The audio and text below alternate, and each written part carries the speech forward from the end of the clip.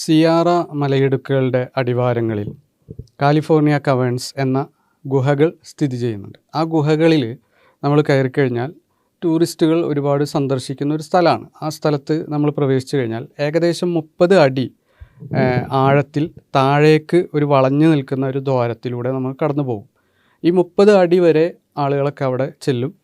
എന്നിട്ട് ആ 30 അടി സന്ദർശിക്കും. അത് കഴിഞ്ഞാൽ ആ 30 അടി കഴിഞ്ഞാൽ പിന്നീട് വളരെ അപകടകരമായ താഴ്ചയാണ് പിന്നീട് വരുന്നത്. 150 അടി താഴേക്ക് നേരെ താഴേക്കുള്ള ഒരു ഭാഗം കൂടി ആ ഗുഹകൾക്കുണ്ട്.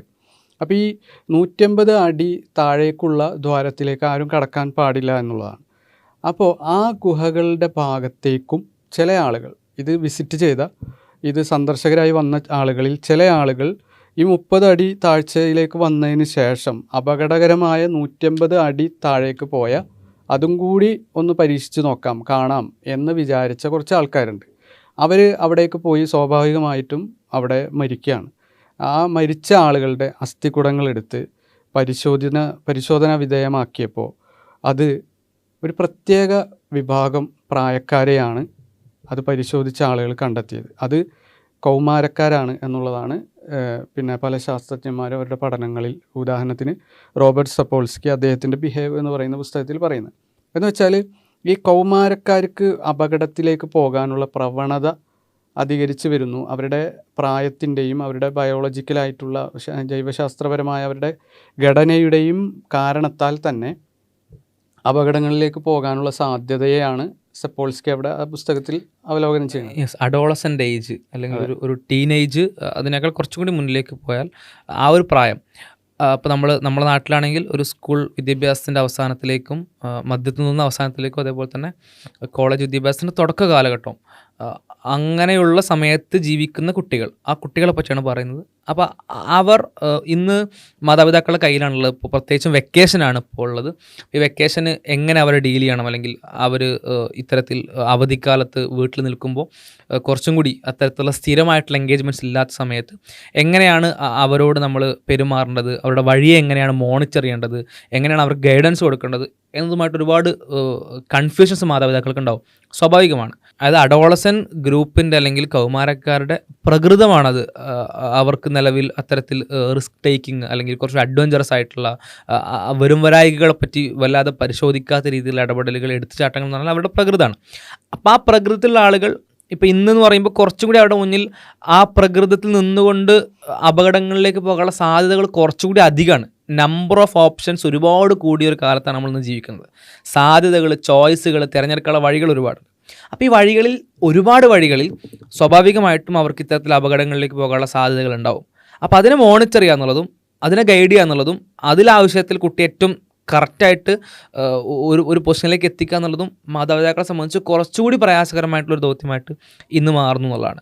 അപ്പോൾ ആക്ച്വലി എന്തൊക്കെയാണ്, ഇപ്പോൾ വളരെ ചെറുതാക്കി പറയുകയാണെങ്കിൽ എന്തൊക്കെയാണ് ഈ അഡോളസൻ ഗ്രൂപ്പിലുള്ള കുട്ടികളെ ഇത്തരം ബിഹേവിയറുകളിലേക്ക് ലീഡ് ചെയ്യുന്ന കാരണങ്ങൾ എന്തൊക്കെയാണ്? നമ്മളുടെ ഈ കാലഘട്ടത്തിൽ അവരുടെ ശരീര വലുപ്പം കാണുമ്പോൾ ചില മാതാപിതാക്കളെങ്കിലും തെറ്റിദ്ധരിക്കുകയാണ് ഇവർ വലിയ കുട്ടികളായി, അതുകൊണ്ട് തന്നെ അവർ ഇൻഡിവിജ്വലിസം, ഹൈപ്പർ ഇൻഡിവിജ്വലിസം നടക്കുന്ന ഒരു കാലഘട്ടമാണല്ലോ. ഓരോ വ്യക്തിക്കും അവരുടെ അവകാശം, അവരുടെ ചോയ്സ്, അവരുടെ റൈറ്റ്സ് എന്നൊക്കെ പറയുന്നത് വളരെ അമിതമായി പ്രൊമോട്ട് ചെയ്യപ്പെടുന്ന ഈ കാലഘട്ടത്തിൽ നമ്മൾ തെറ്റിദ്ധരിക്കുകയാണ് ആ കുട്ടികൾ അവരുടെ ചോയ്സ് വളരെ ബുദ്ധിപൂർവ്വം വരും വരായികളൊക്കെ നോക്കി സെലക്ട് ചെയ്യും എന്നുള്ളൊരു തെറ്റിദ്ധാരണ ഉണ്ടെങ്കിൽ നമ്മൾ മാറ്റേണ്ടിയിരിക്കുന്നു എന്നുള്ളതാണ് സയൻസ് ഇപ്പോൾ പറഞ്ഞത്. പ്രത്യേകിച്ച് ഈ കാലഘട്ടത്തിൽ അഡോൾസൻസ് എന്ന് പറഞ്ഞാൽ അവർ വളരെയധികം അഭിമുഖീകരിക്കുന്നൊരു പ്രശ്നം തന്നെ ഇതാണ്. അവരുടെ തലച്ചോറ് പണ്ടത്തൊക്കെ ആളുകളെ പോലെ മെച്ചൂർഡ് ആവുന്നില്ല എന്നുള്ളതാണ്. പണ്ടൊക്കെ ഒരു ബാല്യം കഴിഞ്ഞാൽ പിന്നീട് ജീവിതത്തിൻ്റെ യാഥാർത്ഥ്യങ്ങളിലേക്ക് ഇറങ്ങുന്ന ആൾക്കാരാണല്ലോ ജീവിച്ചിരുന്നത്. പക്ഷെ ഇന്ന് ഈ കുട്ടികളുടെ തലച്ചോറ് പോലും യഥാർത്ഥത്തിൽ അതിൻ്റെ ചില ഭാഗങ്ങൾ, വളരെ ക്രിറ്റിക്കലായിട്ടുള്ള ഭാഗങ്ങൾ പോലും വളരുന്നില്ല എന്നുള്ളതാണ്. ഇപ്പോൾ ഞാൻ നേരത്തെ പറഞ്ഞ ഈ ഗുഹകളിലെ ഈ സാഹസികത ഉണ്ടല്ലോ, 150 അടി താഴേക്കും പോവാൻ എനിക്ക് കയറാൻ പറ്റും എന്നാണ് ഈ കുട്ടി വിചാരിക്കുന്നത്. അതുകൊണ്ടാണ് കൗമാരക്കാരെ ഏറ്റവും കൂടുതൽ ആ ഗുഹയിൽ താഴെയുള്ളത്. ആക്സിഡൻസിന്റെ വിഷയത്തിൽ അങ്ങനെ എന്തോ ഉണ്ടല്ലോ അല്ലേ? അതെ, ഇപ്പോൾ സപ്പോൾസ്കി ഇത് വെച്ചുകൊണ്ട് പറയുന്നത് ഈ കുട്ടികളുടെ പ്രീഫ്രണ്ടൽ കോർട്ടക്സ് വളരുന്നില്ല എന്നുള്ളതാണ്. ഏകദേശം 20s ആവുമ്പോഴാണ് കുട്ടികളുടെ അല്ലെങ്കിൽ കൗമാരക്കാരുടെ പ്രീഫ്രണ്ടൽ കോർട്ടക്സ് വളരുന്നത്. ഈ പ്രീഫ്രണ്ടൽ കോർട്ടക്സ് എന്ന് പറഞ്ഞാൽ അപകടങ്ങൾ എന്താണെന്ന് അളക്കാനും വരും വരായികകളും അതിൻ്റെ പ്രശ്നങ്ങളും കോൺസിക്വൻസസുകളൊക്കെ എന്താണെന്ന് ചിന്തിക്കാനും ശേഷി നൽകുന്ന ഭാഗമാണ്. ആ ഭാഗം വളരുന്നില്ല. അപ്പോൾ ഇങ്ങനെയുള്ളൊരു കുട്ടിയെ സംബന്ധിച്ചിടത്തോളം അവരെ പരീക്ഷണത്തിന് വിധേയമാക്കിയപ്പോൾ ശാസ്ത്രജ്ഞന്മാരെന്താ നോക്കിയെന്ന് വെച്ചിട്ടുണ്ടെങ്കിൽ നല്ല ന്യൂസും ചീത്ത ന്യൂസും ഉണ്ടാവുമല്ലോ, അല്ലെങ്കിൽ അപകട സാധ്യതയും നല്ലത് നടക്കാനുള്ള സാധ്യതയും, ഇത് രണ്ടും എല്ലാ പ്രായക്കാരെയും അളന്നു നോക്കി. അപ്പോൾ വൃദ്ധരുണ്ട്, മധ്യവയസ്കരുണ്ട്, യുവാക്കളുണ്ട്, അതുപോലെ തന്നെ ടീനേജേഴ്സ് ഉണ്ട്. ഇതൊക്കെ വെച്ചിട്ട് നല്ല ന്യൂസ്, നല്ലത് നടക്കാനുള്ള സാധ്യത, ഇപ്പോൾ ഉദാഹരണത്തിന് ലോട്ടറി അടിക്കാനുള്ള സാധ്യത എത്ര ഉണ്ട്, ഏകദേശം എല്ലാവരും ഒരേപോലെ തന്നെയാണ് പറയുന്നത്. സാധ്യത എത്ര ഉണ്ട് എന്നുള്ളത് അതിൻ്റെ ശതമാനം ഒക്കെയാണ്. പക്ഷേ ചീത്ത സംഭവങ്ങൾ നടക്കാനുള്ള, അപകടങ്ങൾ സംഭവിക്കാനുള്ള സാധ്യത എത്രയാണെന്ന് ശാസ്ത്രജ്ഞന്മാർ പരിശോധിച്ച് നോക്കിയപ്പോൾ അത് ഏറ്റവും കുറവ് പറയുന്ന ആളുകൾ അഡോളസൻസാണ്. ഉദാഹരണത്തിന് മദ്യപിച്ച് വാഹനം ഓടിച്ചാൽ അപകടത്തിൽ അകപ്പെടാനുള്ള സാധ്യത എത്രയുണ്ട് എന്ന ചോദ്യം ചോദിച്ചപ്പോൾ ഓരോ ടീംസും ഓരോന്ന് പറഞ്ഞു. അപ്പോൾ ശാസ്ത്രജ്ഞന്മാർ അങ്ങോട്ട് പറഞ്ഞു കൊടുത്ത് 50% സാധ്യതയാണ്. നിങ്ങൾ രണ്ടിൽ ഒരാൾ മദ്യപിച്ച് ഒരാളെങ്കിലും അപകടത്തിൽ പെടും എന്നുള്ള വിവരം പറഞ്ഞു കൊടുത്ത്. അപ്പോൾ വൃദ്ധര് അതിനനുസരിച്ച് ഓക്കെ ശരിയാണ് എന്ന് പറഞ്ഞ്, മധ്യവയസ്കരും ഓക്കെ ശരിയാണ്, യുവാക്കളിൽ ഇപ്പോൾ 20 കഴിഞ്ഞിട്ടുള്ള ആളുകളാണെങ്കിൽ അവരും അംഗീകരിച്ച്. പക്ഷെ അഡോൾസൻസ് അപ്പോഴും പറയുന്നത് സാധ്യത കുറവാണ്. ഒരു ലോറി ഒന്ന് എങ്ങനെ അങ്ങോട്ട് വളക്കും, അത് അവർ വയസ്സന്മാരല്ല, അവർക്ക് പെട്ടെന്ന് പ്രതികരിക്കാൻ കഴിയില്ല. ഇങ്ങനെ ന്യായീകരണങ്ങൾ തലച്ചോറിൽ വരാണ്. കാരണം എന്താ വെച്ചാൽ പ്രീ ഫ്രണ്ടൽ കോർട്ടക്സ് ആണ് അപകട സാധ്യത പറഞ്ഞു കൊടുക്കേണ്ട സാധനം, അത് വളർന്നിട്ടില്ല. അപ്പോൾ അതിപ്പോൾ മുന്നേ ശരിക്കും ഇപ്പോൾ ഒരു കുറച്ച് ട്രാൻസിഷൻ ഏജിൽ സ്പേസിലുണ്ട്. ഇപ്പോൾ അടിസ്ഥാനപരമായിട്ടുള്ള കാര്യങ്ങൾ ഒരു 10, 12, 13 വയസ്സിനുള്ളിൽ പഠിക്കുന്നു. ശേഷം നേരെ ജീവിതത്തിൻ്റെ യാഥാർത്ഥ്യങ്ങളിലേക്ക് ഇറങ്ങാതെ ഒരു ട്രാൻസിഷൻ ഫേസ് ആണെന്നുള്ളത്. കുറച്ചുകൂടി പഠിക്കാൻ അതിനൊരുപാട് പോസിറ്റീവ്സ് ഉണ്ട്. ആ പഠിക്കേണ്ടെന്നല്ല പറയുന്നത്, അങ്ങനെ പഠിക്കുന്നുണ്ട്. ഒരു കുറച്ചുകൂടി 10 വർഷമൊക്കെ വീണ്ടും പഠിക്കാൻ വേണ്ടി മാറ്റി വെക്കുന്നുണ്ട്. വലിയ ഉപകാരങ്ങളുണ്ട്, വേറെ പോസിറ്റീവ്സ് ഉണ്ട്. പക്ഷെ അങ്ങനെ ഒരു ട്രാൻസിഷൻ ഫേസ് യഥാർത്ഥ ജീവിതത്തിലേക്ക് ഇറങ്ങാൻ ഉള്ളതിന് മുമ്പുള്ളത് കൊണ്ട് ഈ സാധനം അവിടെ പെൻഡിങ് ആയിട്ട് കിടക്കുക എന്നുള്ളതാണ്. ആ പെൻഡിങ് ആയിട്ട് കിടക്കുന്നത് ആ ഡെവലപ്മെൻറ്റിനെ ഭയങ്കരമായിട്ട് കാര്യമായിട്ട് ബാധിക്കുകയും, എന്നാൽ ഈ ആളുകൾ അപ്പുറത്ത് വളരുന്നുണ്ട്, ഈ ആളുകൾ ശരീരം വളരുന്നുണ്ട്, എന്നാൽ പ്രീഫ്രണ്ടൽ കോർട്ടക്സ് അടക്കമുള്ള കാര്യങ്ങൾ വളരുന്നില്ല, അല്ലെങ്കിൽ ആ തരത്തിലൊരു പക്വത ആർജിക്കുന്നില്ല എന്നുള്ള കാണാൻ കഴിയുന്നത്.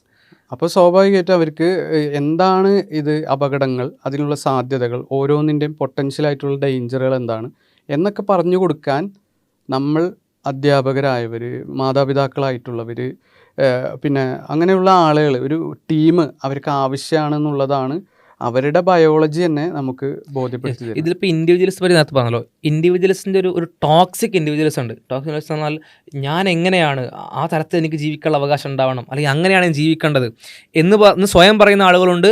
ബാക്കിയുള്ളവരോട് അങ്ങനെ പറയുന്ന ആളുകളുണ്ട്, നിങ്ങൾ എങ്ങനെയാണോ അങ്ങനെ നിങ്ങൾ ജീവിക്കുന്നത്. അത് ടോക്സിക് ഫോമാണ് ഇൻഡിവിജ്വലിസ്റ്റിൻ്റെ. ബിക്കോസ് അതിൻ്റെ ഒരു ന്യൂട്രൽ ചെറിയ ഫോമുകളൊക്കെ പിന്നെയും സർവൈവ് ചെയ്ത് പോയിക്കോളും. ഇത് സർവൈവ് ചെയ്ത് പോകുന്ന സാധനമല്ല. ഒരാൾക്കൊരു പ്രശ്നമുള്ള സ്വഭാവമോ ക്യാരക്ടറോ ബിഹേവിയറോ ഉണ്ടെങ്കിൽ അതിനെ അങ്ങനെ തന്നെ അങ്ങ് വിടല്ല വേണ്ടത്.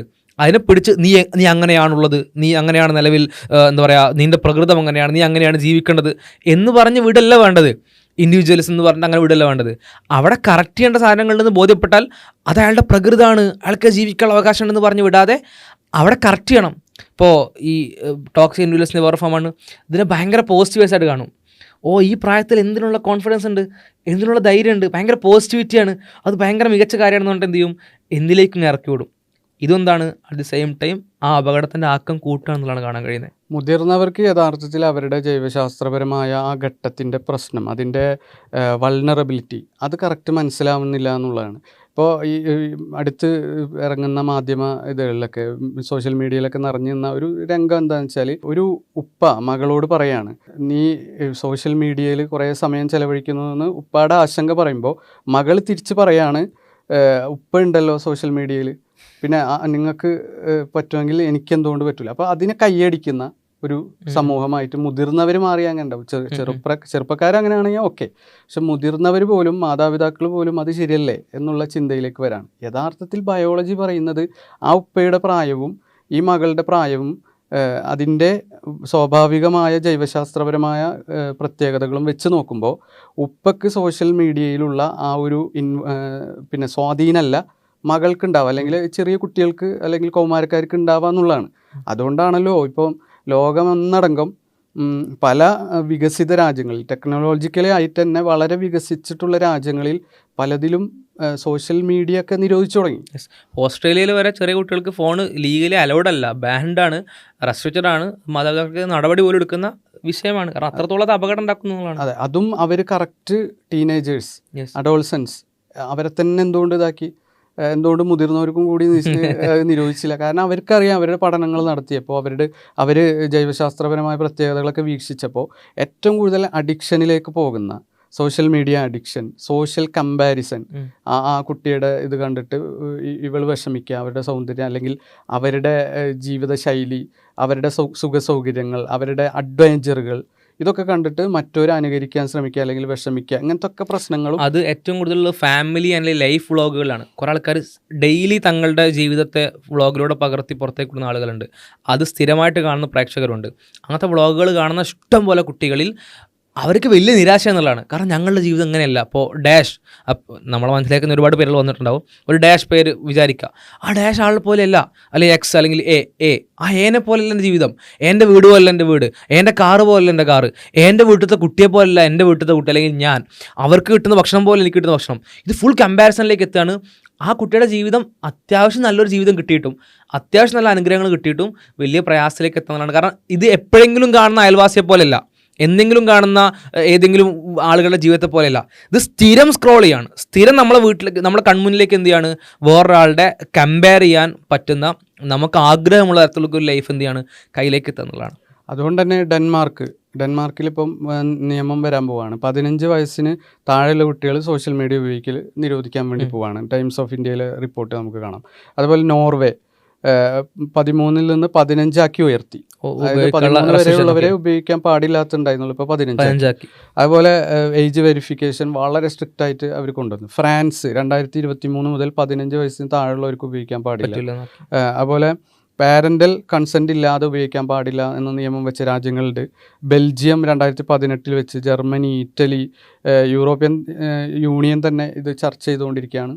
ഈ ടീനേജേഴ്സിന് സോഷ്യൽ മീഡിയ വേണോ, ട്വിറ്റർ, അതുപോലെ തന്നെ ഇൻസ്റ്റാഗ്രാം, യൂട്യൂബ് അടക്കം റെസ്ട്രിക്ഷൻ വേണം എന്നുള്ള തലത്തിലേക്ക് വികസിത രാജ്യങ്ങൾ ചിന്തിച്ചുകൊണ്ടിരിക്കും. നമ്മളിപ്പോഴും ഇതാണ് വികസനം എന്ന് വിചാരിച്ചോണ്ടിരിക്കുന്നത്. കുട്ടികൾക്കെല്ലാം കൊടുക്കണം, അതാണ് ആ ഒരു മികച്ച രൂപം എന്ന് വിചാരിച്ചു. അത് നല്ല പാരന്റിങ് എന്ന് വിചാരിച്ചിരിക്കുകയാണ്. അവരെ ആസ്വദിക്കട്ടെ എന്നുള്ള നിലപാടിലാണ് ഇപ്പോൾ. നമുക്ക് കിട്ടാതെ അവർക്ക് കിട്ടണം എന്നൊക്കെ ആ തരത്തിൽ ന്യായങ്ങൾ പറഞ്ഞിട്ടൊക്കെയാണ് കൊടുക്കുന്നതാണ്. അവരുടെ വികസനത്തിൻ്റെ ഭാഗമാണ് ഈ സോഷ്യൽ മീഡിയ, അതുപോലെ തന്നെ മൊബൈൽ എന്നൊക്കെ ധരിച്ചിരിക്കുന്ന ആളുകൾ നമ്മുടെ നാട്ടിലുണ്ട്. പക്ഷേ വികസിത രാജ്യങ്ങളിൽ അവർ മനസ്സിലാക്കി, അവരെ യഥാർത്ഥത്തിൽ അവരുടെ പഠനങ്ങളിൽ നിന്ന്, അവരുടെ ധാർമ്മികമായ ഉത്തരവാദിത്വങ്ങളിൽ നിന്ന്, അവരുടെ കാര്യഗൗരവ ബോധത്തിൽ നിന്ന് പോലും തെറ്റിച്ച് കളയുന്ന രൂപത്തിലേക്ക് അയാഥാർത്ഥികമായിട്ടുള്ള സ്റ്റാൻഡേർഡ്സും നോംസൊക്കെ ജീവിതത്തിൽ ഉണ്ടാക്കിയെടുക്കുന്നതിന് ഈ സോഷ്യൽ മീഡിയ സ്വാധീനം ചെലുത്താണെന്ന് അവർ തിരിച്ചറിഞ്ഞിട്ട് സ്വീഡനും ഡെൻമാർക്കും പിന്നെ യൂറോപ്യൻ യൂണിയനൊക്കെ തിരുത്തിക്കൊണ്ടിരിക്കുകയാണ്. ഇപ്പോൾ പറഞ്ഞതല്ലാത്ത ഒരുപാട് വിഷയങ്ങൾ വേറെയും കാണാൻ കഴിയും. ഇപ്പോൾ വേറൊന്നാണ് ഈ ഭയങ്കരമായിട്ടുള്ള ഡോപ്പമിൻ റഷ് വരുന്നു, ഡോപ്പമിൻ റിലീസ് വരുന്നു എന്നുള്ളൊരു കാര്യം. അഥവാ അവർക്ക് സന്തോഷം കിട്ടാനുള്ള, പ്ലഷർ കിട്ടാനുള്ള ഹോർമോൺ ഇങ്ങനെ റിലീസ് ചെയ്തുകൊണ്ടിരിക്കുന്നൊരവസ്ഥ, അത് നിരന്തരം ആവശ്യപ്പെടുന്ന സാഹചര്യം, അതവർക്ക് വലിയ ഫാറ്റീഗ് ഉണ്ടാക്കുന്നു, അല്ലെങ്കിൽ അവരിൽ ഒരു മടുപ്പുണ്ടാക്കുന്നു, ഒരു മുന്നോട്ട് പോകാനുള്ള ഊർജ്ജം കൊടുക്കാതിരിക്കുന്നു. അതേപോലെ തന്നെ ബ്രെയിൻ റോട്ട് എന്ന് പറയുന്നൊരു വാക്ക് ഇപ്പോൾ ലാസ്റ്റ് വർഷങ്ങളിലാണ് വന്നത്. അഥവാ നമ്മൾ ഒരുപാട് സമയം സോഷ്യൽ മീഡിയ ഉപയോഗിക്കുന്ന സമയത്ത് ഇത് മുതിർന്നവർക്കും ബാധകമാണ്. ഒരുപാട് സമയം ഉപയോഗിച്ച് കഴിഞ്ഞാൽ മുതിർന്നവർക്കും ഇത് നല്ലൊരു കാര്യമൊന്നുമല്ല. ബ്രെയിൻ റോട്ട് സംഭവിക്കും, അഥവാ തലച്ചോറ് മരവിക്കുന്നൊരവസ്ഥ ഉണ്ടാവും. ക്രിയാത്മകമായ ചിന്തകൾ വരാത്ത, ആഴത്തിൽ ചിന്തിക്കാൻ പറ്റാത്ത, കോൺസെൻട്രേറ്റ് ചെയ്യാൻ പറ്റാത്തൊരവസ്ഥയിലേക്ക് എത്തും. ഇത് ചെറിയ പ്രായത്തിൽ അത്രയും പ്രൊഡക്റ്റീവ് ആവേണ്ട ഒരു സമയത്ത്, അത്രയും ക്രിയാത്മകമാവേണ്ട സമയത്ത് ഉണ്ടാകുന്നത് വലിയ വലിയ ഭാവി പ്രശ്നങ്ങളിലേക്കാണ് കുട്ടികൾ എത്തിക്കുക എന്നുള്ളതാണ്. അതുപോലെ മറ്റൊരു പ്രശ്നമാണ് ഐഡിയോളജികൾ. ഇപ്പോൾ ചെറിയ പ്രായത്തിൽ ലോകത്തെ മനസ്സിലാക്കിക്കൊണ്ടിരിക്കുന്ന പ്രായം, ശരിതെറ്റുകളെ പറ്റി കുട്ടികൾ മനസ്സിലാക്കിക്കൊണ്ടിരിക്കുന്ന ഒരു സമയം. മുതിർന്നവർ എന്ന് പറഞ്ഞാൽ ശരിതെറ്റുകളെ പറ്റി അടിസ്ഥാന ബോധ്യമുള്ള ആളുകളാണ്.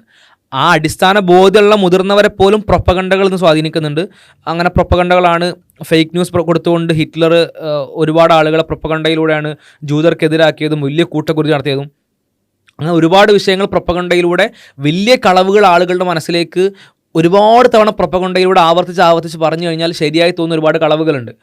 അത് മുതിർന്നവരെ പോലും സ്വാധീനിക്കുന്നെങ്കിൽ കുട്ടികളുടെ അവസ്ഥ അലച്ചു നോക്കും. ലോകത്തെപ്പറ്റി മനസ്സിലാക്കി തുടങ്ങുന്ന കുട്ടികൾ, ശരിതെറ്റുകളെപ്പറ്റിയും ഞാൻ എന്ത് ആശയം സ്വീകരിക്കണം, എങ്ങോട്ടാണ് പോകേണ്ടത്, എന്താണ് മനസ്സിലാക്കേണ്ടത്, എന്താണ് ധാർമ്മികമായി ശരി എന്ന് മനസ്സിലാക്കി തുടങ്ങുന്ന കുട്ടികൾ, ആ കുട്ടികളുടെ മുന്നിലേക്ക് ഇത്തരം പ്രൊപ്പഗണ്ടകൾ വന്നാലോ കുട്ടികൾ എത്ര പെട്ടെന്ന് വീണുപോകും. അപ്പോൾ ആശയപരമായ ഐഡിയോളജിക്കൽ എന്താ പറയുക അടിമത്വം സംഭവിക്കുന്നൊരു സാഹചര്യം, ഇങ്ങനെ അനേകം പ്രശ്നങ്ങളാണ് സോഷ്യൽ മീഡിയയുടെ ഭാഗമായിട്ട്, അല്ലെങ്കിൽ സോഷ്യൽ മീഡിയ അത്ര ഫ്രീ ആയിട്ട് കുട്ടികൾക്ക് വിട്ടുകൊടുക്കുന്ന സമയത്ത് ഉണ്ടാകുന്നൊരു പ്രശ്നം എന്നുള്ളതാണ്. ഇനി ഇതല്ല, സോഷ്യൽ മീഡിയ അല്ലാത്ത വിഷയങ്ങൾ നമുക്ക് വേറെ പരിഗണിക്കാം കേട്ടോ. അപ്പോൾ സോഷ്യൽ മീഡിയ ഒരു സൈഡിൽ അങ്ങനെ കിടക്കുന്നു. പിന്നെ നമ്മൾ നേരത്തെ പറഞ്ഞ ഔട്ട്ഡോർ അഡ്വഞ്ചേഴ്സ്, നേരത്തെ പറഞ്ഞ പോലെ തന്നെ കിടക്കുന്നത്, ഡ്രൈവിംഗ് ആണെങ്കിലും വേറെ തരത്തിലുള്ള കാര്യങ്ങളാണെങ്കിലും, ഇതൊന്നും ഔട്ട്ഡോർ അഡ്വഞ്ചേഴ്സൊന്നും മൊത്തത്തിൽ ഇല്ലാതേക്കണമെന്നല്ല. കുട്ടികൾ കളിക്കാൻ പോകണം, വ്യായാമങ്ങൾ ചെയ്യണം, അതേപോലെ തന്നെ എൻഗേജ്ഡ് ആവണം, പിയർ ഗ്രൂപ്പുമായിട്ട് റിലേറ്റഡ് ആവണം, കണക്റ്റഡ് ആവണം, ആ സമയത്ത് പ്രായത്തിൽ കിട്ടേണ്ട കാര്യങ്ങൾ കിട്ടിക്കൊണ്ടിരിക്കണം. പക്ഷെ അത് അപകടങ്ങളിലേക്ക് പോകുന്നില്ല എന്നുള്ളതും, എസ്പെഷ്യലി ഇന്നത്തെ കാലത്ത് വെക്കേഷൻ നമ്മൾ പ്രത്യേകിച്ചും പറയുമ്പോൾ ഡ്രഗ് മാഫിയ ഒരുപാട് നമ്മുടെ നാട്ടിലുണ്ട്. ആ ഡ്രഗ്സ് യൂസ് ചെയ്യുന്നതിൻ്റെ അപകടങ്ങളൊരു സൈഡിൽ നിന്ന് പറയുമ്പോൾ പോലും ഈ നേരത്തെ പറഞ്ഞ പ്രീഫ്രോണ്ടൽ കോർട്ടക്സ് ഡെവലപ്പ് ചെയ്യാത്ത കൗമാരക്കാരെ സംബന്ധിച്ച് അവരത് ഉപയോഗിക്കുന്നത് എന്തോ അഡ്വഞ്ചർ സാധനമാണ്. നേരത്തെ പറഞ്ഞാൽ ഗുഹൻ്റെ താഴത്തേക്ക് പോകുന്ന പോലെ ഭയങ്കര ഒരു സാധനമാണ്. എല്ലാവരും എതിർക്കുമ്പോഴും ഞാനത് ഉപയോഗിക്കുന്നു എന്ന് പറയുന്നൊരു കാര്യം. അപ്പോൾ അങ്ങനെ ഉപയോഗിക്കാനുള്ള സാധ്യത ഉണ്ട് അവർ. അതിൻ്റെ ഇടയിൽ അവർക്കത് ഉപയോഗിച്ചാൽ കിട്ടുന്ന ലഹരിയേക്കാൾ കൂടുതലാണ് ഞാൻ ഉപയോഗിക്കുന്നു എന്ന് പിയർ ഗ്രൂപ്പിൻ്റെ ഇടയിൽ പറയുന്നത്. ഉപയോഗിക്കുന്നു എൻ്റെ ഫ്രണ്ട്സിൽ 4 ആൾക്കാർ അറിയുന്നത് ഞാൻ ഉപയോഗിക്കുമ്പോൾ കിട്ടുന്ന ലഹരിയേക്കാൾ വലിയ ലഹരിയാണ് അവർക്ക്. അപ്പോൾ അങ്ങനെ സംഭവിക്കുന്നില്ല. ഔട്ട്ഡോർ അഡ്വഞ്ചേഴ്സിൽ റിസ്ക്കുകൾ വരുന്നില്ല, ലഹരിയെ പോലത്തെയുള്ള അപകടകരമായിട്ടുള്ള കുട്ടികളിലേക്കും പ്രശ്നങ്ങളിലേക്കും പോകുന്നില്ല, സോഷ്യൽ മീഡിയ അഡിക്ഷൻ സംഭവിക്കുന്നില്ല. ഒപ്പം തന്നെ വീഡിയോ ഗെയിം, ചില ആളുകൾ സോഷ്യൽ മീഡിയ ഉപയോഗിക്കേണ്ട പക്ഷേ വീഡിയോ ഗെയിം ഉപയോഗിക്കുക എന്ന് പറഞ്ഞ് വീഡിയോ ഗെയിം കൊടുക്കുന്ന ഒരു അവസ്ഥ ഉണ്ട്. അതും വളരെ അപകടം എന്നുള്ളതാണ്. അതിലും വലിയ അഡിക്ഷൻ റേറ്റ് കാണാൻ പറ്റുന്നതാണ്. ചില സ്റ്റഡീസ് പറയുന്നത് ഏഷ്യയിൽ, ഇപ്പോൾ വെസ്റ്റിലും ഏഷ്യയിലും അതിലും വ്യത്യാസം കാണും കേട്ടോ. വെസ്റ്റിൽ 1.2% മുതൽ 10% വരെയാണ് അഡോളസെൻസിൽ ഈ ഗെയിം അഡിക്ഷൻ ഉള്ളത്, വീഡിയോ ഗെയിം അഡിക്ഷൻ ഉള്ളത്. ഏഷ്യയിലേക്ക് വരുമ്പോൾ മിനിമം 7.5 ആണ്, മാക്സിമം 15 ആണ്, 15. അത്രത്തോളം കുട്ടികൾ എന്ത് ചെയ്യുന്നു, വീഡിയോ ഗെയിമിൽ അഡിക്റ്റഡ് ആണ്. ഇൻ്റർനെറ്റ് ഗെയിമിംഗ് ഡിസോർഡർ എന്ന് ICD ക്ലാസിഫൈ ചെയ്ത രോഗമുണ്ട്. ICD DSM, ഇത് രണ്ടുമാണ് മാനസിക രോഗങ്ങളെ ക്ലാസിഫൈ ചെയ്യുന്ന 2 മാനുവലുകൾ. ഇത് രണ്ടും ഗെയിമിംഗ് ഡിസോർഡർ എന്ന് പറയുന്ന പുതിയ ഡിസോർഡർ കൊണ്ടുവന്നു. DSM ഗെയിമിംഗ് ഡിസോർഡറും ICD ഇൻ്റർനെറ്റ് ഗെയിമിംഗ് ഡിസോർഡറും. ഈ ഇൻ്റർനെറ്റ് ഗെയിമിംഗ് ഡിസോർഡർ അനുഭവിക്കുന്ന ആളുകളായിട്ട് എന്ത് ചെയ്യുന്നു, 7.5 മുതൽ 15% വരെ കുട്ടികൾ ഏഷ്യയിൽ മാറുന്നു എന്നുള്ളതാണ്. അതിൻ്റെ എണ്ണം എന്ന് പറയുമ്പോൾ ഇന്ത്യയിൽ നമ്മൾ താരതമ്യം ചെയ്യുമ്പോൾ 2 മുതൽ 4 കോടി വരെ കുട്ടികൾ, 13 കൗമാരക്കാരിൽ ഒരാളെങ്കിലും ഈ ഡിസോർഡറുള്ള ആളായിട്ട് മാറുന്നു. ഗെയിം കളിക്കുന്ന കുട്ടിയല്ല, ഇൻ്റർനെറ്റ് ഗെയിമിംഗ് ഡിസോർഡറുള്ള ആളായിട്ട് മാറുന്നു എന്നുള്ളതാണ്. അതിലേക്ക് അഡിക്റ്റഡ് ആകുന്ന ഒരു അവസ്ഥയിലേക്ക് അത്രയും ഫ്രീ ആയിട്ട് കുട്ടികൾക്ക് വിട്ടുകൊടുക്കുന്ന ഒരു സാഹചര്യം ഉണ്ടാകുന്നതാണ്. ആ അഡിക്ഷൻ ഒരുപാട് രീതിയിൽ ഇപ്പോൾ അവരുടെ ഭാവിയെ ബാധിക്കും. സെൽഫ് എസ്റ്റീം കുറയുന്നതാണ്. സെൽഫ് എസ്റ്റീം എന്ന് പറഞ്ഞാൽ ഇപ്പോൾ ഭയങ്കര കോൺഫിഡൻ്റ് ആയി സ്വന്തത്തിനൊരു വാല്യൂ എടുത്ത് അത്രയും കോൺഫിഡൻ്റ് ആയിട്ട് ഒരു കാര്യത്തിന് ഇറങ്ങിത്തിരിക്കാനുള്ള ആ ഒരു പക്വതയാർന്ന ഒരു കപ്പാസിറ്റിയാണ് സെൽഫ് എസ്റ്റീം എന്ന് പറയാം. അതില്ലാതെയാവുന്നു. ഇമോഷണൽ ഇൻ്റലിജൻസ് ഇല്ലാതെയാവുന്നു. ഇമോഷൻസ് കൺട്രോൾ ചെയ്യാൻ പറ്റാത്ത അവസ്ഥയിലേക്ക് വരുത്തുന്നു.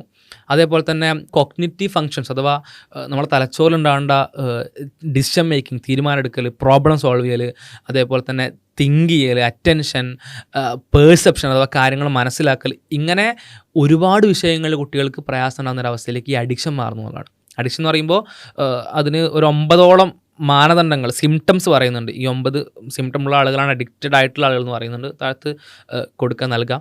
അതിൽ ഏറ്റവും പ്രധാനപ്പെട്ട ഒരു 4 സിംറ്റം പറയുന്നുണ്ട്. ഒന്ന് പറഞ്ഞാൽ ഗെയിമിംഗ് എടുത്തു മാറ്റിക്കഴിഞ്ഞാൽ കുട്ടികൾക്ക് വലിയ അസ്വസ്ഥത ഉണ്ടാകുന്നു, അല്ലെങ്കിൽ വലിയ പ്രയാസം ഉണ്ടാകുന്നു എന്നുള്ളതാണ്. അങ്ങനെ സംഭവിക്കുന്നുണ്ടെങ്കിൽ അതിൻ്റെ ഒരു സിംറ്റമായിട്ട് ഉണ്ടെന്നുള്ളതാണ്. ഏറ്റവും അപകടകരമായിട്ട് 4 സിംറ്റം കേട്ടോ. മൊത്തം 9 ഉണ്ട്. അതിൽ ഏറ്റവും അപകടകരമായിട്ടുള്ള 4. മറ്റൊന്ന് പറഞ്ഞാൽ ഒരുപാട് സമയം നിരന്തരം റിപ്പീറ്റഡായിട്ട് ഗെയിം കളിച്ചുകൊണ്ടിരിക്കാനുള്ള ഒരു താല്പര്യം, ടെൻഡൻസി എന്നുള്ളതാണ്. മറ്റൊന്ന് പറഞ്ഞാൽ മുന്നേ ജീവിതത്തിലുണ്ടായിരുന്ന വേറെ ഹോബികൾ, എൻ്റർടൈൻമെൻറ്റ്സ്, കളികൾ, താല്പര്യങ്ങൾ, ഇതൊക്കെ ഒഴിവാക്കിയിട്ട് അതിനൊക്കെയുള്ള താല്പര്യം കുറഞ്ഞിട്ട് ഗെയിമിങ്ങിലേക്ക് മാത്രം ഇൻട്രസ്റ്റ് മാറുന്നു എന്നുള്ളതാണ്. അതേപോലെ തന്നെ മറ്റൊരു സിംറ്റം എന്ന് പറഞ്ഞാൽ ഇങ്ങനെ പ്രശ്നങ്ങൾ ഇതിനുണ്ട്, മാനസികാരോഗ്യ പ്രശ്നങ്ങളുണ്ട്, അഡിക്ഷൻ ഒരു പ്രശ്നമാണ് എന്നൊക്കെ മനസ്സിലാക്കിയിട്ടും ഇത് കണ്ടിന്യൂ ചെയ്യുന്നു. ഇങ്ങനെ സംഭവിക്കുന്നുണ്ടെങ്കിൽ കുട്ടിയിൽ ഇൻ്റർനെറ്റ് ഗെയിമിംഗ് ഡിസോർഡർ എന്ന് പറയുന്ന ആ ഒരു ഗെയിം അഡിക്ഷൻ എന്ന് പറയുന്ന ഒരു പ്രശ്നം ഉണ്ടാകാനുള്ള സാധ്യത വളരെ ഹൈ ആണെന്നുള്ളതാണ് അതിൻ്റെ ഏറ്റവും പ്രധാനപ്പെട്ട സിംറ്റം എന്നുള്ളതാണ് കാണാൻ പറ്റും. ഗെയിമിംഗ് വേറെ പ്രധാനപ്പെട്ട പ്രശ്നം വരുന്ന 2 ഗെയിമിങ്സ് ഒബ്സർവ് ചെയ്യാൻ പറ്റും നമ്മുടെ നാട്ടിൽ എന്ന് പറഞ്ഞാൽ, ഒന്നെന്ന് പറഞ്ഞാൽ ഈ ബാക്കിയുള്ള ആളുകളെ കൊല്ലുന്ന ടൈപ്പ് ഓഫ് ഗെയിംസാണ്. ഇത് കുറച്ചുകൂടി കൂട്ടമായിട്ടാണ് നടത്താറുള്ളത്. അതിൽ PUBG പോലെ, ഫ്രീ ഫയർ പോലത്തെ ഗെയിംസ് കാണാൻ കഴിയും.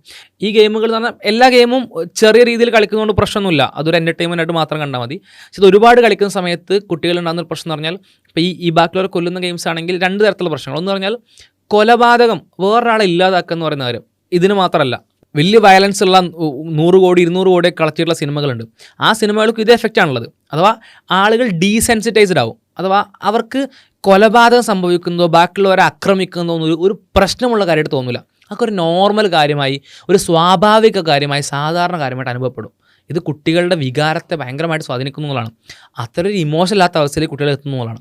അതേപോലെ തന്നെ ചില കുട്ടികളെങ്കിലും ഇത്തരത്തിൽ ഗെയിമുകൾ സ്ഥിരം കളിക്കുന്ന ചില കുട്ടികളെങ്കിലും ഇങ്ങനത്തെ ഒരു സാഹചര്യം തങ്ങളുടെ റിയൽ ലൈഫിൽ ഉണ്ടാവാൻ ആഗ്രഹിക്കുന്നവരാണെന്നും ചില പഠനങ്ങൾ പറയുന്നുണ്ട്.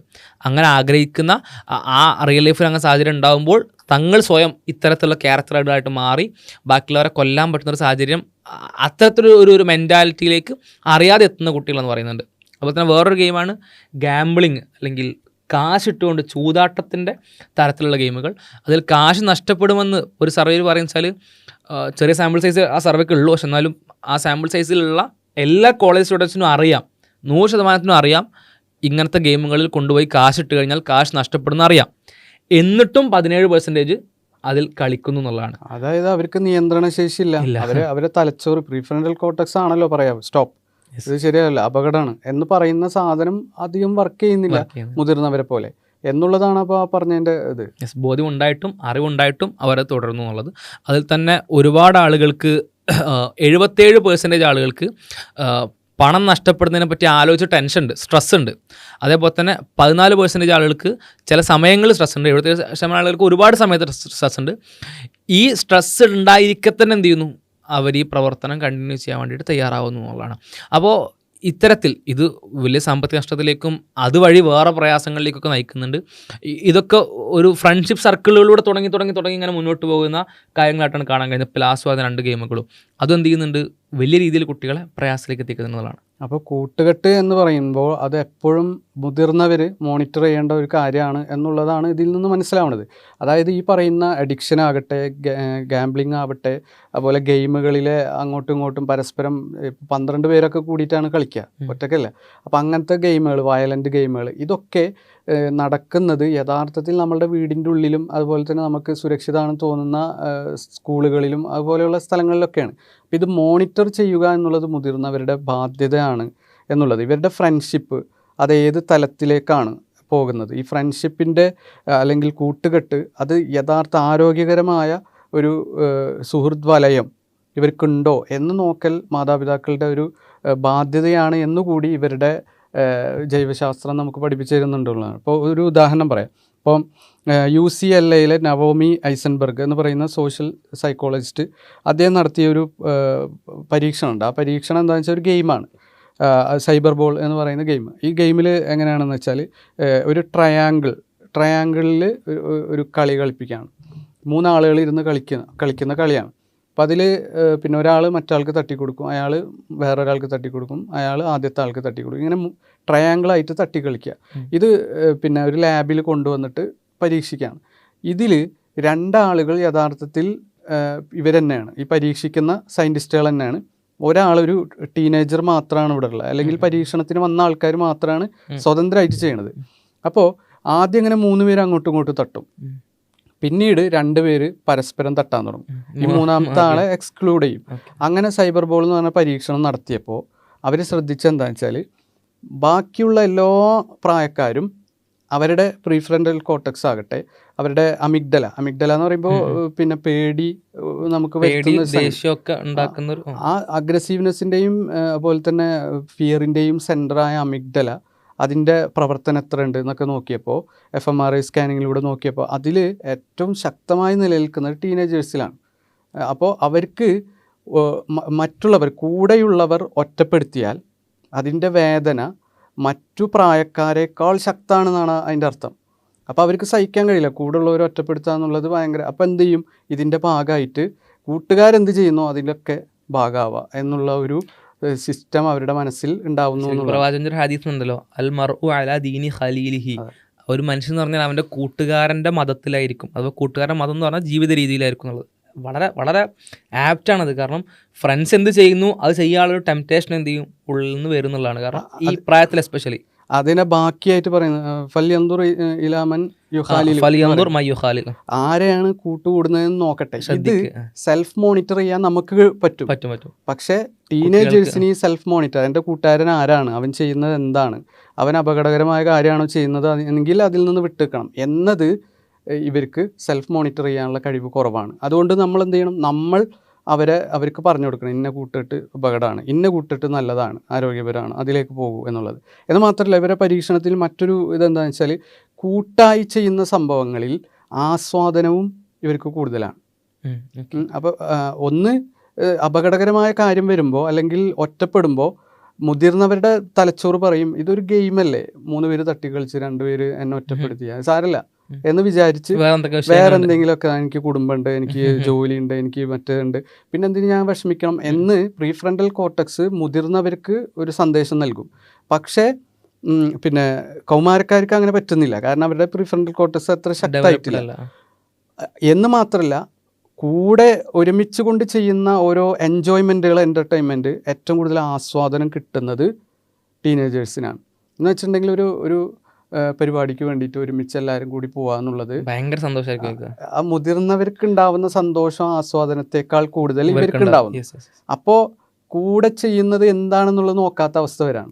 എന്തും കൂടെ ചെയ്യുന്നു, ഫ്രണ്ട്സിൻ്റെ കൂടെയാണ് അവർ എന്തിലേക്കും പോകുന്നു. ഫ്രണ്ട്സ് ഒഴിവാക്കിയാൽ അവർക്ക് ഭയങ്കര സങ്കടവും ഭയങ്കര ദേഷ്യവും ഉണ്ടാകുന്നു. ഫ്രണ്ട്സിൻ്റെ കൂടെ എന്തിലേക്കും പോകുമ്പോൾ ബാക്കിയുള്ളവരേക്കാൾ ആഹ്ലാദം ഉണ്ടാകുന്നു. ഈ ഒരു ക്വാളിറ്റി സ്വാഭാവികമായിട്ടും ലളിതയുക്തിയിൽ ആലോചിച്ച് കഴിഞ്ഞാൽ ഇന്നത്തെ കാലത്ത് എസ്പെഷ്യലി അത്രയും വഴികളൊന്നുണ്ടാകുന്ന സമയത്ത് ഏതൊക്കെ രീതിയിലേക്ക് മക്കളെ എത്തിക്കാം എന്നുള്ളൊരു സാധ്യത, മുഴുവൻ നെഗറ്റീവുകൾ അപകടങ്ങളെ പറ്റി പറയല്ല കേട്ടോ, എന്നാൽ ആ അപകട സാധ്യതകൾ നമുക്ക് അവഗണിക്കാൻ കഴിയുമെന്നുള്ളൊരു ചോദ്യം വളരെ പ്രസക്തമെന്നുള്ളതാണ്. ഈ പാരൻറ്റിങ് എന്ന് പറയുന്നത് ഇപ്പോൾ നമ്മൾ പറയുന്ന പോലെ തന്നെ മുതിർന്നവരുടെ ശിക്ഷണം, അവരുടെ ഉപദേശം, ഇതൊക്കെ തന്തവൈബായിട്ടാണ് പരിചയപ്പെടുത്തുക. ഈ തന്തവൈബ് എന്ന് പറഞ്ഞാൽ ഏറ്റവും ആവശ്യമുള്ളത് ഈ പ്രായക്കാരാണ്. തന്തവൈബ് ജീവിതത്തിൽ എത്രത്തോളം നമുക്ക് ഇഷ്ടമല്ല എന്ന് തോന്നിയാലും അതൊരു പരിധി വരെ ആവശ്യമുള്ളൊരു പ്രായമാണിത് എന്നുള്ളതാണ് ടീനേജേഴ്സിൻ്റെ അല്ലെങ്കിൽ അഡോളസൻസിൻ്റെ ബയോളജി എടുത്ത് നോക്കുമ്പോൾ നമുക്ക് മനസ്സിലാക്കാൻ പറ്റുന്നതാണ്. അതായത് തന്തവൈബ് അല്പമെങ്കിലും ഉണ്ടെങ്കിലേ അത് കൃത്യമായിട്ട് മോണിറ്റർ ചെയ്യാൻ പറ്റുള്ളൂ എന്നുള്ളതാണ്. പിന്നെ വേറെന്ന് വെച്ചാൽ ഇപ്പോഴുള്ള പാരൻസ് എന്ന് പറഞ്ഞാൽ അവരൊരു ന്യൂ ഫേസ് ചെയ്തുകൊണ്ടിരിക്കുന്നത്. പുതിയ കാലമാണ്. കാരണം ഇത്ര ഓപ്ഷൻസ് ഉള്ള, ഇത്ര ഡിജിറ്റൽ വേൾഡ് അഡ്വാൻസ്ഡ് ആയിട്ടുള്ളൊരു കാലത്തുള്ള ആദ്യത്തെ എറ ഓഫ് പാരൻസ് ആണ്. അപ്പോൾ സ്വാഭാവികമായിട്ടും അവർക്ക് ആ തുടക്കത്തിൻ്റെ ഒരു പ്രശ്നം ഉണ്ടാവും, പ്രയാസം ഉണ്ടാവും, ബുദ്ധിമുട്ടുണ്ടാവും. അതൊരു പരീക്ഷണമായിക്കൊണ്ടുകൂടി സ്വീകരിക്കണം, അതിന് പഠിച്ചം പ്രതിഫലം നൽകുന്നുള്ള ഉദ്ദേശത്തിൽ തന്നെ ചെയ്യണം. അതിലൊരുപാട് പ്രശ്നങ്ങൾ മേ ബി ഉണ്ടാവാം. വേറൊരാൾ അഡ്വൈസ് തരാമല്ല, ഇങ്ങനെ മോണിറ്റർ ചെയ്യണം, ഇങ്ങനെ ചെയ്തു തരണം എന്ന് പറയാൻ തങ്ങളുടെ ഉപ്പമാരോ തങ്ങളുടെ ജ്യേഷ്ഠന്മാരോ അങ്ങനത്തെ ഒരു ടീം അവിടെ ഇല്ല. ബിക്കോസ് ഇങ്ങനത്തെ ഒരു ടീമിനെ മാനേജ് ചെയ്യുന്ന ഫസ്റ്റ് പാരൻസ് ആണ് നിങ്ങൾ. അപ്പോൾ അതിൻ്റെതായിട്ടുള്ള സ്ട്രഗിൾ ഉണ്ടാവും. ആ സ്ട്രഗിളിനൊപ്പം മനസ്സിലാക്കേണ്ടത് വെച്ചാൽ ഇത് സ്പെഷ്യൽ ഫോക്കസും സ്പെഷ്യൽ അറ്റൻഷനും കൊടുത്തുകൊണ്ട് ചെയ്യേണ്ട ഒരു കാര്യമാണ്. നോർമൽ ജീവിതത്തിൽ അങ്ങ് നടന്നു പോകുന്നൊരു കാര്യമല്ല പാരൻറ്റിങ്. പ്രത്യേകം ശ്രദ്ധിച്ചുകൊണ്ട് പ്രത്യേക ഇൻ്റർവെൻഷനുകളിലൂടെ ചെയ്യേണ്ട ഒരു കാര്യമാണ്.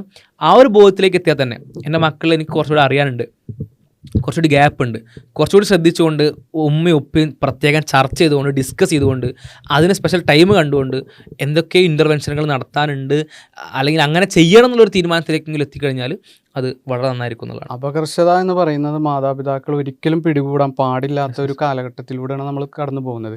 ഇത് ഞാൻ പറഞ്ഞു കഴിഞ്ഞാൽ എൻ്റെ കുട്ടിക്ക് സ്വാതന്ത്ര്യം നൽകാത്ത ആളായി ഞാൻ മാറും എന്നുള്ള ആ ഒരു കൺഫ്യൂഷൻ ഭയങ്കരമാണ്, ഡിലമ ഭയങ്കരമാണ്. കാരണം പഴയ പാരൻസിനെ പറ്റിയിട്ടുള്ള എൻ്റെ ബോധ്യം എങ്ങനെയാണ് ഇങ്ങനത്തെ എഡിറ്റ്സ് ഒക്കെ വരുത്തുന്ന ഞാൻ വിചാരിച്ചിരുന്നത്.